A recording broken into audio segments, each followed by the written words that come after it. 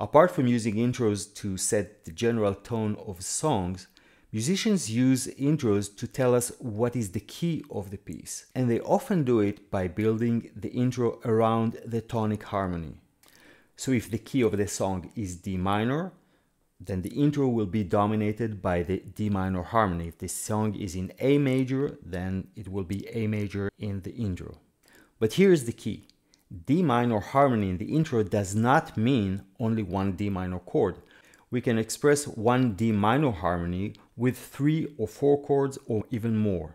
The tonic harmony in the intro can be represented anywhere from just repeating a bass note to using multiple chords.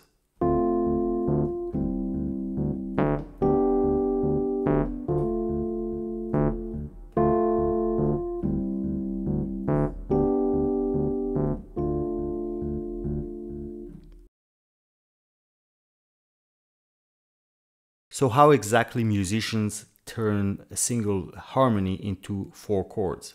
I'm going to show you a very useful technique of doing it. It's about neighbor chords. Let me show you an example. In the key of C major, I got the C major chord. Now I'm going to take the E and the G to their upper neighbors, F and A, and then back home to E and G. Let's see that again. The E and the G go to their upper neighbors, and then back home. Going to the neighbor tone is a melodic move that musicians use to decorate what otherwise could be long and boring tone. What we did is to take the original C major chord and then decorate the E and the G by going to their neighbors and then back. The result of this is a new chord. We could call it F over C. So what we have now is a single C major harmony represented by 3 chords: C, F over C, and C. Now, the same way I went to my upper neighbors, I could go to the lower neighbors too. How about if we went with E and the G down to D and F? Let's hear that. Now to the upper,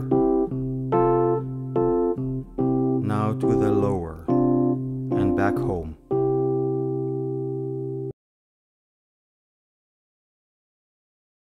Now, what musicians have been doing is the double neighbor move, which is we start from the original C major chord, we go to the upper neighbors, but before we get home, we pay a visit to the lower neighbors, and only then get back home to E and G.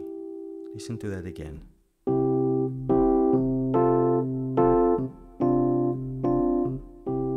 Double neighbor. Original, upper neighbor, lower neighbor, and then back home. So this is the theory. Let's now go to see real song intros, and let's see what Radiohead have to say about that. They use double neighbor technique too, with their own twists.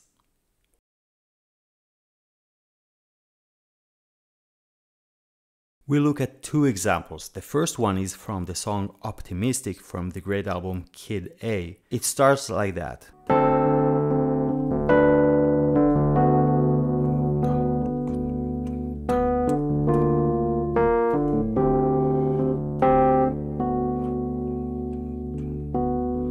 Then it goes to a double neighbor move on D.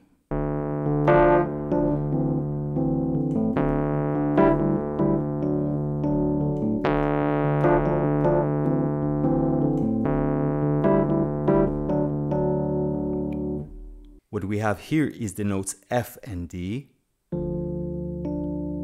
going to their lower neighbors, E and C, and then going straight to their upper neighbors, And then going back home, this time the F goes to F sharp. This major twist at the end.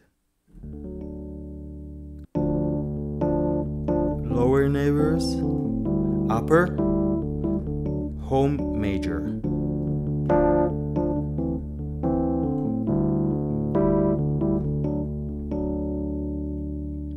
So the whole intro goes something like that.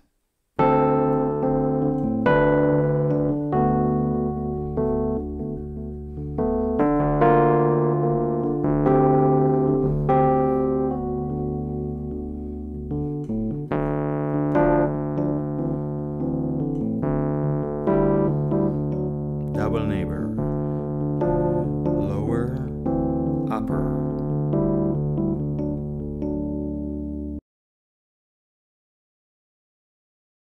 Here's another pretty similar example from their song Numbers from the album Moon-Shaped Pool.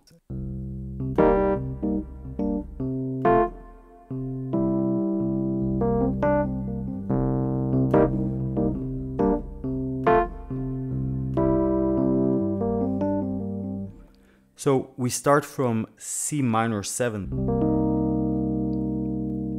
and this time we go to the lower neighbor only with the upper tone E flat.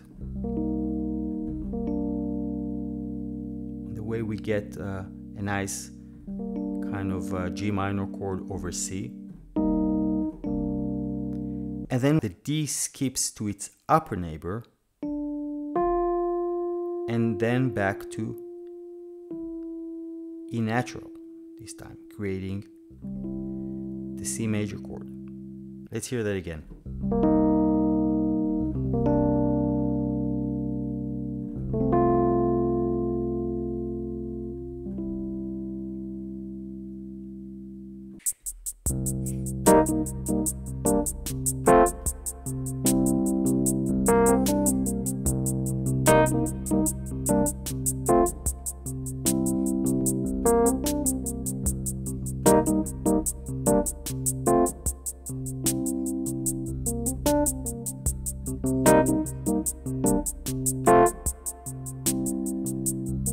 So my 3 points today were: 1, that harmony and chords are not the same thing. Harmony is more of the bigger picture, and chords are more of the details that you see from the ground level. A nice analogy could be a tree with its leaves and branches moving in the wind, but it's still the same tree. 2, we showed song intros as an example to where we take a single tonic harmony and stretch it into 3 or 4 chords. And 3, we showed 2 examples from Radiohead and showed their personal twist to the same idea. If you can think of other examples from Radiohead of this major-minor ambiguity or the use of double neighbor, you're welcome to add it to the comment section. And of course, if you like the video, you're welcome to hit the like button and subscribe to my channel. And I'll be seeing you in the next videos.